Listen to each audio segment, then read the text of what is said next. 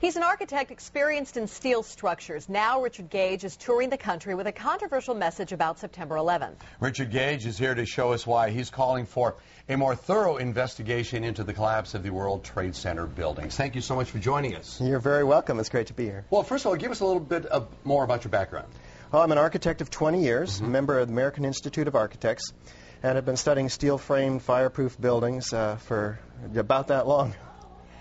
We ask that for clarification because as we get into this, we want people to make sure that you're not just somebody with a wacky idea. Right. Okay? You come with some science to you. What is the official reason for the collapse of the World Trade Center towers? Well, we're told that the planes hit the buildings and there was an explosion and a fire, and about an hour and a half later, in the case of the North Tower, the buildings collapsed due to structural weakening due to the fires. The problem is that we don't have large gradual deformations associated with collapses, and fires in high-rises have never brought down a steel frame high-rise building at all, ever. And what we have, unfortunately, is the evidence in the Twin Towers and the third skyscraper to collapse that day, which most people don't know anything about it. We have the evidence of the 10 key features of controlled demolition. In the case of Building 7, it collapses straight down into its own footprint at free fall speed in the first 100 feet. It's dropping, as you can see, symmetrically, smoothly, at free fall speed in the first 100 feet, 2.5 seconds.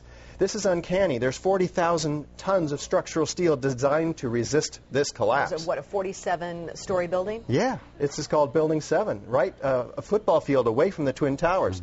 Okay, so what we're showing is left what happened. In fact, right is a controlled where you are using, or the people who made this happen, used demolition. Indeed, and this is a direct comparison.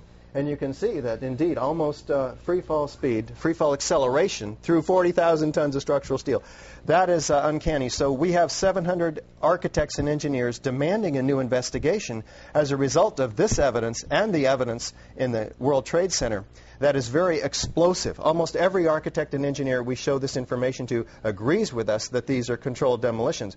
If we can get them to look at the information, because obviously the implications of a controlled demolition are dark for our country, because that means somebody besides Al-Qaeda was involved, because these have to be easily 3 of the most highly secure buildings outside the Pentagon. Now, if that was a controlled demolition, would there not be any evidence at the ground level of explosives within the building debris itself, that's the debris that's left? Indeed, and what we find down there is pools of molten iron. What does that mean? Several tons. Exactly. What is that doing there? The first responders see it. The structural engineers see it. It's documented by FEMA, the melting of steel. Normal office fires is what's supposed to have brought these buildings down, along with jet plane impacts. But jet fuel and office fires don't produce molten iron or molten steel. It doesn't begin to melt until 3,000 degrees. But what we have is the fires only produce maybe 1,600 degrees. So what produced all that molten iron? Well, it has in it the chemical evidence of a special incendiary, which is thermite, a high-tech incendiary used to cut through steel like a hot knife through butter. Indeed, in all of the dust throughout lower Manhattan, we have a 4 to 6 inch thick layer of this dust, and throughout it we have evidence of tiny spheres, billions of them, several tons of previously molten iron. Well, how does that happen? If you have molten iron, the byproduct of thermite is molten iron, and it's dispersed throughout all of this dust. Now, you were allowed to go in and get samples and examine it? Oh, there's plenty of dust. A lot of people have this dust, and 4 of these samples have been sent to physicist Stephen Jones, formerly of Brigham Young University. And they find in it not only these spheres, which others have found too, USGS, R.J. Lee, doing toxicological studies. These spheres have iron, aluminum, fluorine, manganese, very unusual elements associated only with thermite. And there's small chips of unignited thermite as well. This is very high-tech thermite, nanothermite. It's not found in a cave in Afghanistan. It's produced in very sophisticated Defense Department contracting laboratories. Okay, well, we have an enemy here. That the finger has been pointed to, that this was the work of al-Qaeda. This was the work of Osama bin Laden, at least to get the planes all going into the buildings and into the field in Pennsylvania and into the Pentagon. Is there no way that they then could still be the enemy that placed those in the buildings first and then did the incendiary device via a plane second? Right. Well, what you have to ask is who had access to the buildings? Did al-Qaeda have access to these highly secure buildings? Probably not. Did they have access to sophisticated nanothermite, where the particles are 1,000 times smaller than a human hair? Probably not.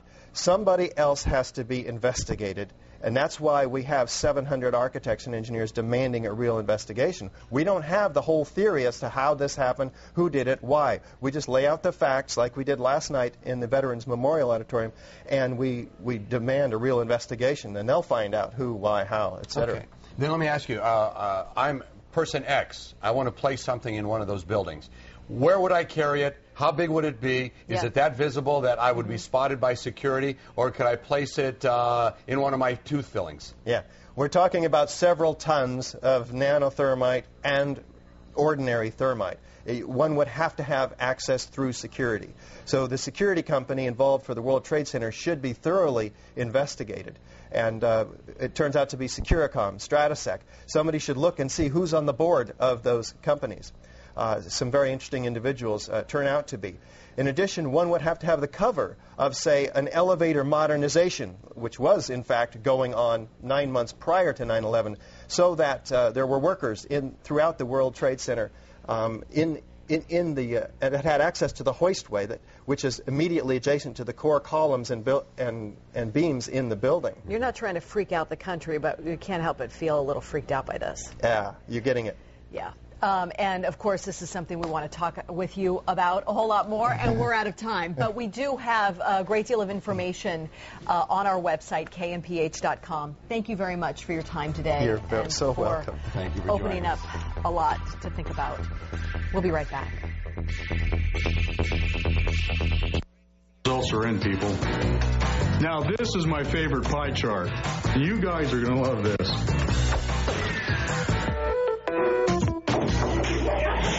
This Friday, a huge fireworks show.